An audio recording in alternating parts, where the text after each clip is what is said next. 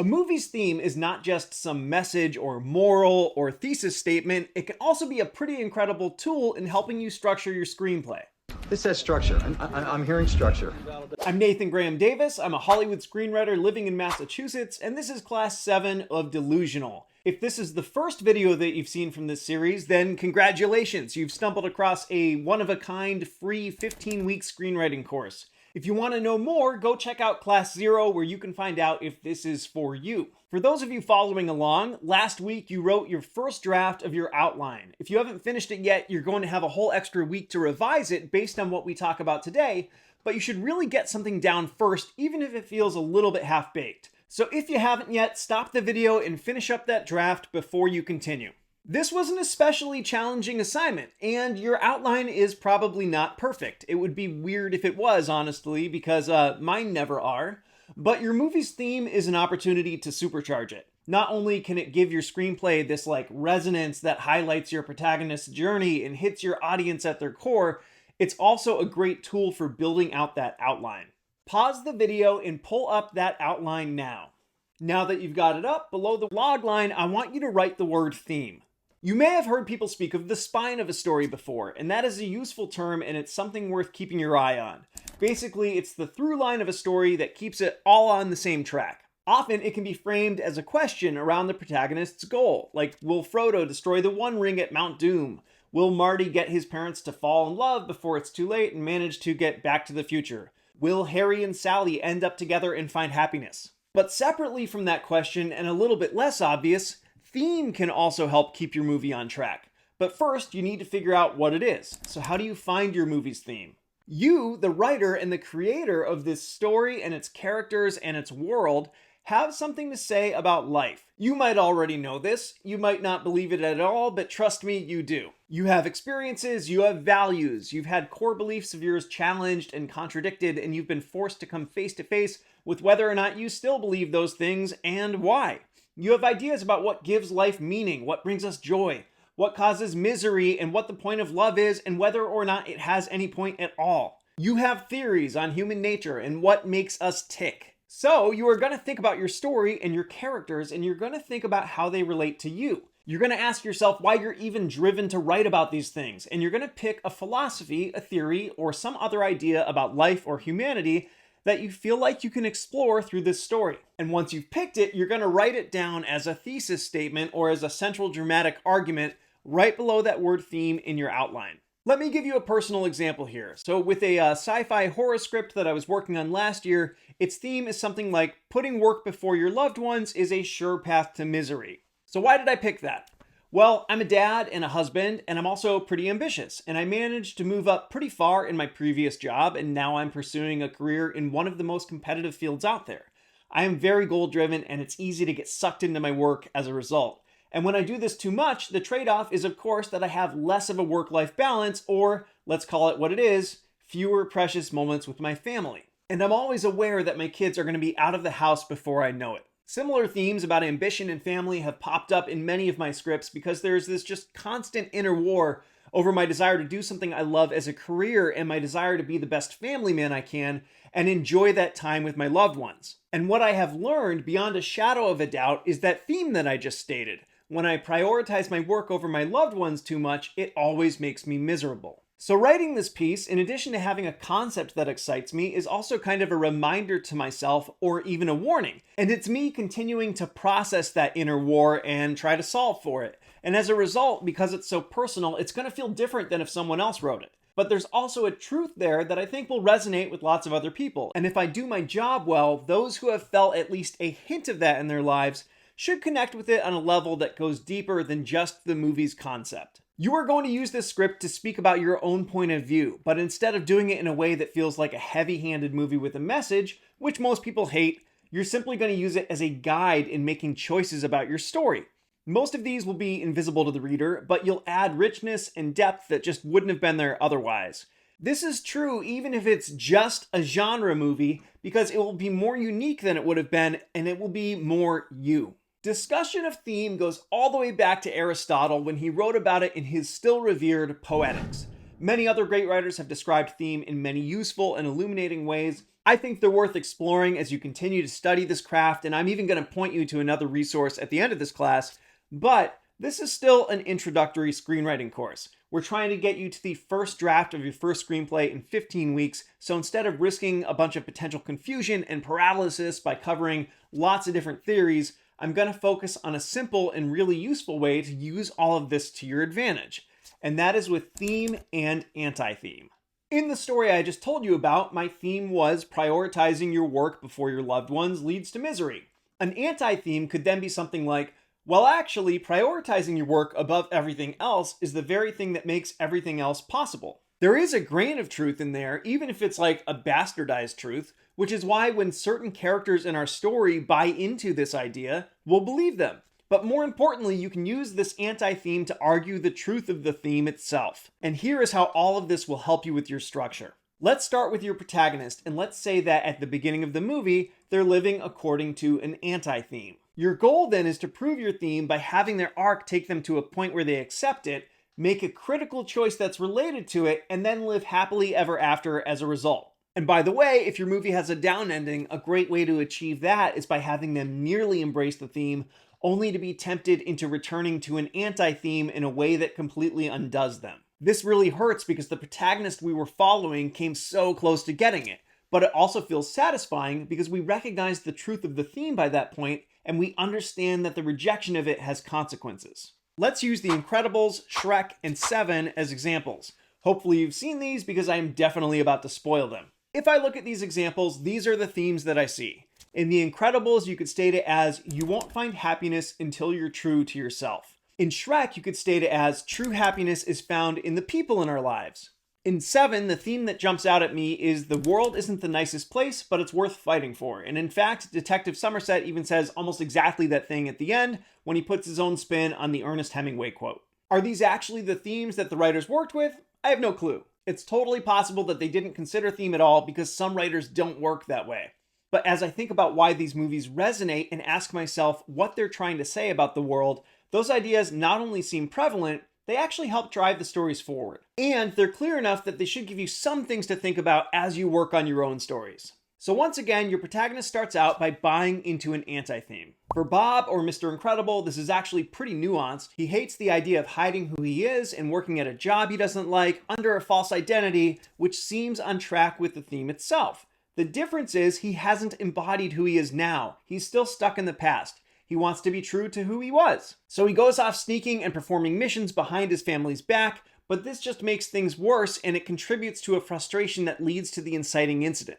Shrek is much more cut and dry. He lives alone in his swamp. And by the way, they show him kind of enjoying this life. He's bathing in mud and using a bug's guts as toothpaste, scaring off some dudes with torches by talking about how ogres eat jelly from eyes on toast. But then, when Donkey starts following him, Shrek tries to get him to run off by reminding him that he's an ogre and that people don't like ogres and are scared of them. He's embodied this as his identity. There's this subtext that he doesn't necessarily love that, but that he's just decided that that's the way things are, and so he's making the most of it. And that, by the way, is how many movies work. Our protagonists are kind of living in this status quo where things seem okay and they don't fully recognize their flaws. And that's great because, frankly, that's kind of how people are in general. In Seven, some people think that Mills, the Brad Pitt character, is the protagonist. I fully disagree. This is the story of Detective Somerset, the Morgan Freeman character, and when you consider theme, I think it's pretty obvious. Detective Somerset has given up on the city and on the world in general. Despite being great at what he does, he's become really good at putting his head down and ignoring how dark things are. He's a week out from retirement and he's very, very ready for it. And even when he first meets Detective Mills, Mills calls him out on how his retirement is just essentially giving up. And at one point, Somerset tells him, ignorance isn't bliss, it's a matter of survival.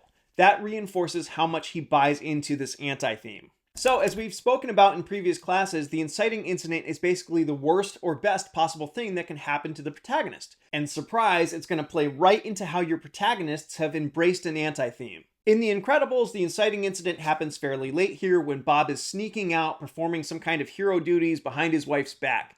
Mirage spots him in the act, and seemingly this is a wonderful thing for him because he's about to get recruited to do the thing that he loves most. In Shrek, a bunch of fairy tale creatures are forced by Lord Farquaad into Shrek's swamp.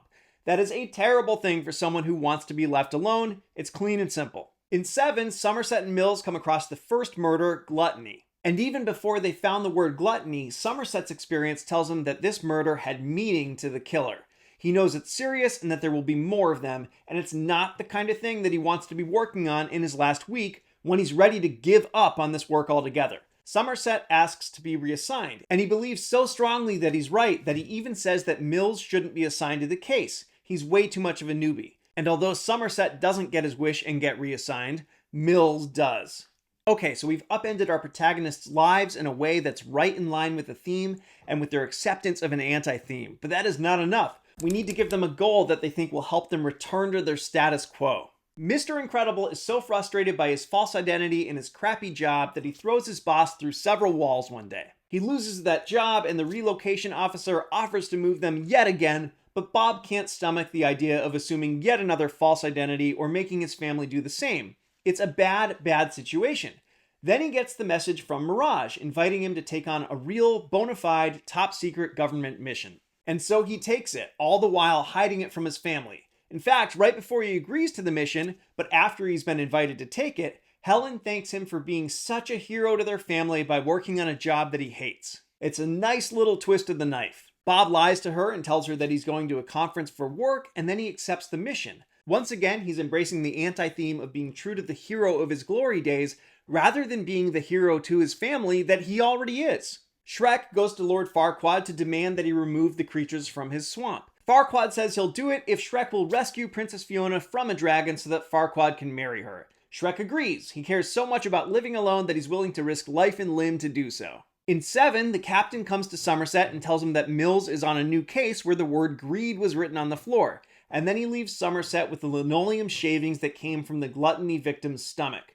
The wheels start turning in Somerset's head. He finds the word gluttony behind the refrigerator in the victim's house and goes back to the captain and Mills to tell them that the cases are linked. He once again says that he can't be part of the case. He wants to retire. But he gets invited over to Mills' house by Mills' wife Tracy, and there he sees an entirely different side of Mills.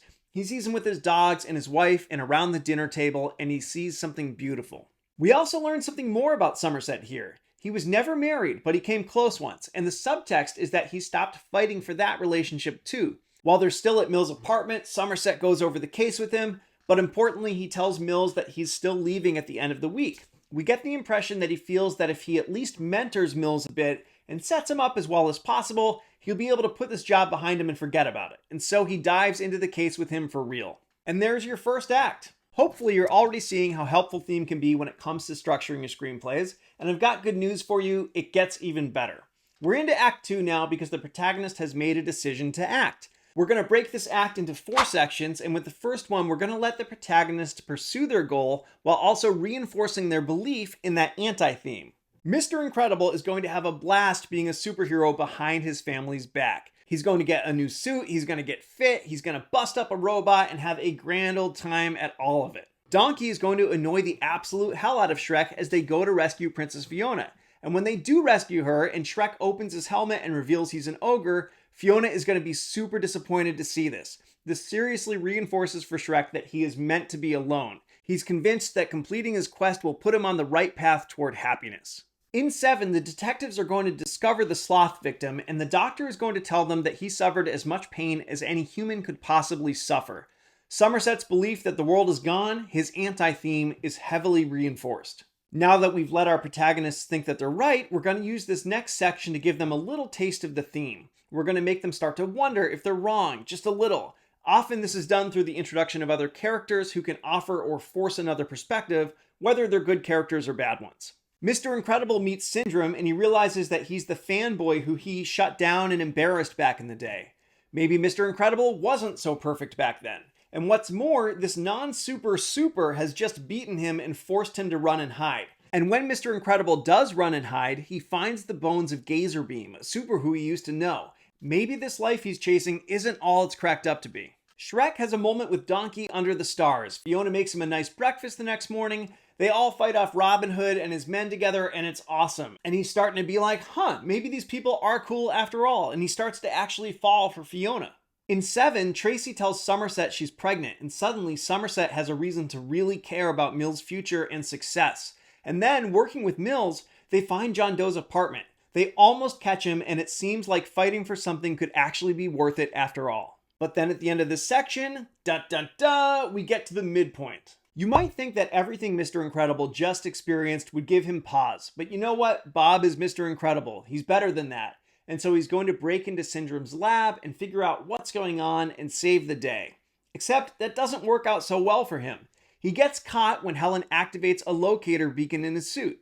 And she only did that because he was living according to his anti-theme and sneaking off away from his family. He fights to get free, but it's no use, and now more than ever, he wishes he was his old super self. Just as Shrek is falling for Fiona, he overhears her say to Donkey that Princess and Ugly don't go together, and that's why she can't be with Shrek.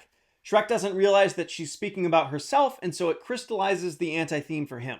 After finding John Doe's apartment, Mills runs off after him, and John Doe almost kills him, and Somerset realizes their actions damn near orphaned Mills' kids, and suddenly it doesn't feel worth it. This midpoint reversal not only crystallizes the anti-theme for the protagonist, but over the course of our third section, it directly leads to what's often referred to as the low point. Helen and the kids come to save Mr. Incredible, but Syndrome launches missiles at their plane and it blows up. Mr. Incredible learns this and he is devastated. The beautiful family that he had all too often ignored is now gone, or at least he thinks they are. Shrek, who is just wrecked by what he overheard from Fiona, goes and gets Lord Farquaad and brings him to her to be married. He then insults Donkey, calling him pathetic and annoying, and he heads home to be by himself. He's alone again, just like he wanted, but this time he's unhappy. In 7, Somerset and Mills go back to John Doe's apartment. There are 3 trophies from the 3 victims there, with shadow boxes waiting for the trophies from the other 4. It's a suggestion that maybe they have the ability to make a difference, but Somerset reads John Doe's journals and isn't so sure.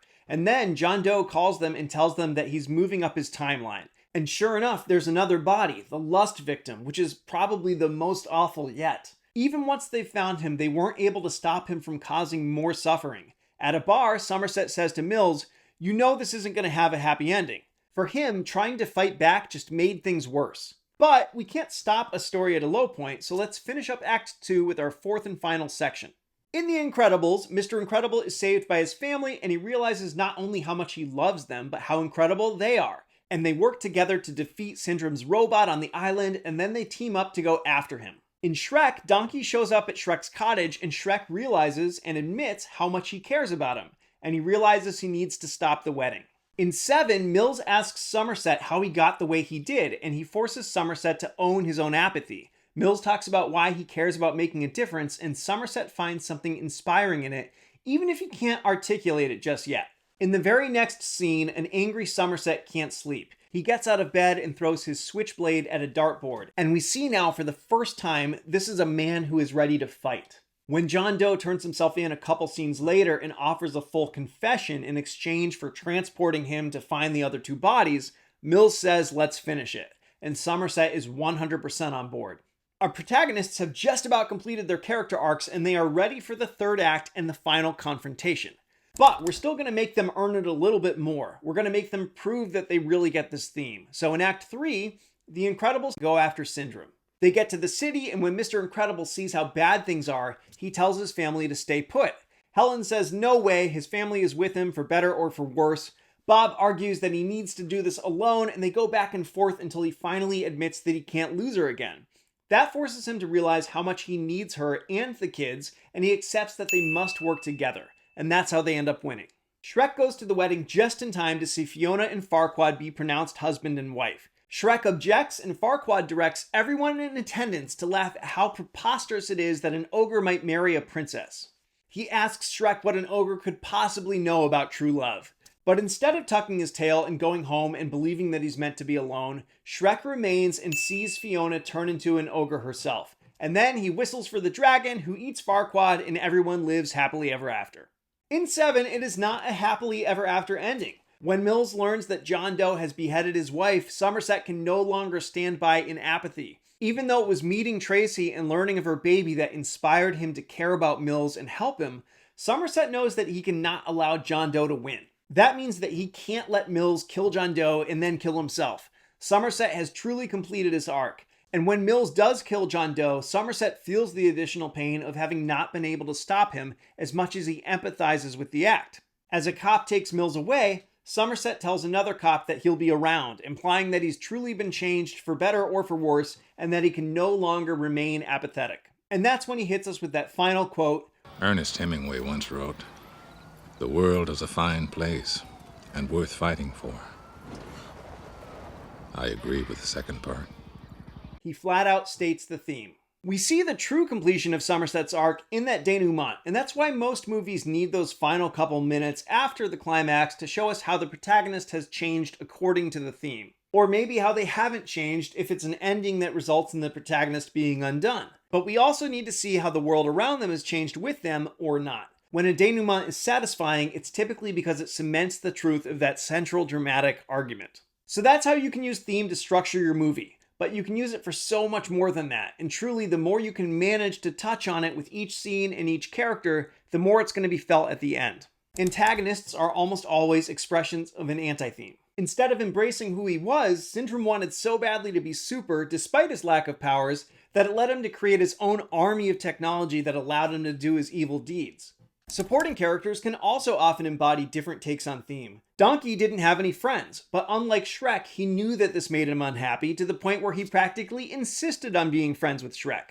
Fiona wanted to get married because she thought that would make her happy, but she was after an impure kind of true love at the expense of loving herself. And she realized after meeting Shrek that there was more to life than that. Despite his short temper and impulsivity, Detective Mills embraced the theme of the movie that things are worth fighting for. And this ultimately inspired Somerset. There are always opportunities to sprinkle little bits of theme into your script. For instance, let's look at when Shrek goes to Lord Farquaad's castle for the first time. Lord Farquaad is this guy who has everything, and it's a ghost town. In fact, Shrek is welcomed there by this little animatronic music box. They're not even people. All of this kind of underscores that Lord Farquaad is a loner, embodying an anti-theme.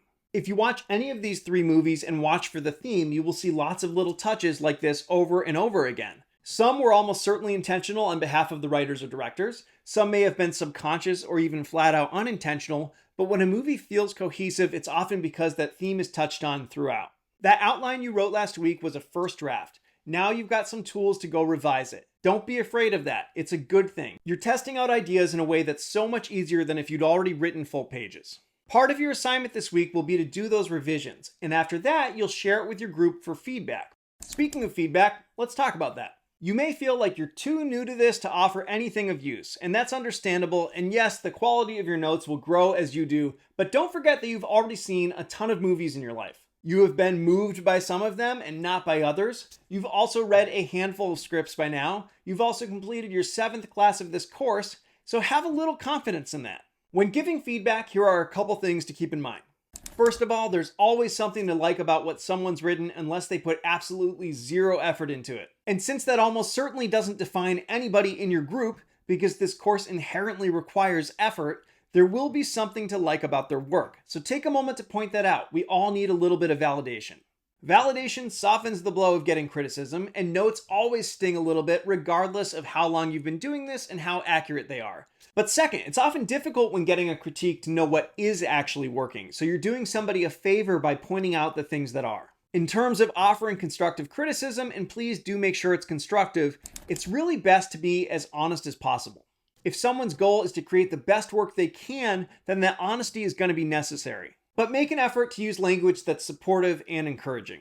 It's important to remember that this is their vision, which means that they know their story better than you do. For that reason, in my opinion, it's most helpful to point out things that aren't working and perhaps why they aren't working, but to hold back on offering a solution. Unless it's really simple and extremely obvious, if you can get a writer's wheels turning, they're likely to come up with a better solution than you are. But it's a big favor if you can get them thinking about it in the first place. When receiving feedback, always be gracious. Regardless of how those notes are delivered and whether or not they're helpful, that person took time out of their day to help you with your work.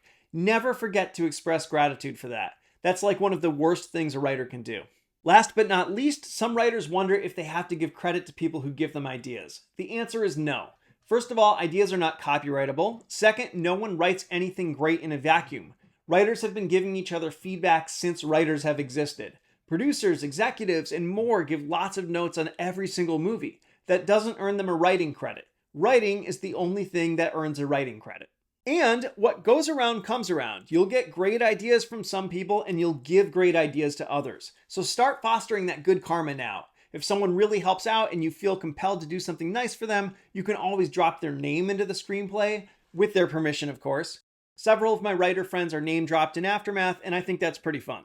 Before we get into this week's assignments, I'm going to say it again. This course is not free. You are paying yourself and you are investing in yourself. Do the work. Don't skip assignments. This is about giving you the best foundation possible. The other cost of this course is to pay it forward. If you're getting something out of it, which you probably are if you've made it to class 7, then share it with others. And please make sure to like the video and leave a comment if you have questions. Okay, assignments for week 7. There are 4 of them this week, and it should work out to roughly a similar workload to what you're used to. First, you're going to listen to episode 403 of the podcast Scriptnotes. Scriptnotes is one of the best screenwriting podcasts out there, if not the best. You should probably subscribe to it, and this is one of the absolute best episodes. In it, Craig Mazin, an amazing writer, breaks down how he uses theme to structure a movie. It's a little more advanced than what I just talked about, but a lot of it will sound familiar. It's absolutely fantastic. I think it's one of the best screenwriting resources out there, and there's a link to it in the description of the video. Second, you're going to determine your theme and make any revisions to your outline that you like based on what you've learned today, and you're going to send it to your group when you're done. Third, you're going to read a produced script in the genre of the one that you're working on, and you're going to see if you can figure out its theme. Write down your findings in your journal. Finally, give feedback on at least 1 outline from someone in your group. 2 is even better if you have the time, and try and make sure that everybody in your group gets some notes. When you receive your own feedback, remember to say thank you and feel free to incorporate any notes you like. You can add them to your outlines, or you can just keep them in mind as you start writing your scripts. And on that note, this is the moment that many of you have been waiting for. If you finish all of these assignments and feel so inclined, you can start writing some actual pages. I will say next week's class is going to be all about the first 10 pages, so if you do start before then, you might find yourself going back and making some adjustments, but that's okay. You've been putting in the work, and if you're ready to write, then go ahead and write. That's it for today. I'll see you in week 8.